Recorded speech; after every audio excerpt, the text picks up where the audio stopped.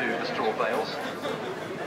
Carrying a little bit too much speed over the barrel here at Holden.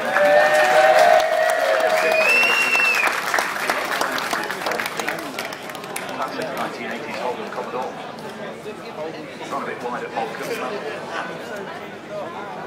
He stops on the outside, so we'll have a red flag on the course until we can replay on the screens any second now of what happened to Peter Champion. Here he is, coming into Holden. He turned in a bit early, a bit of understeer across the grass, got a bit wide, and yeah, a little bit of understeer and gentle-ish clout with the barriers. I'll have those ripples knocked out. Peter will be back on the course. So a little bit of early drama for our Bathurst boys.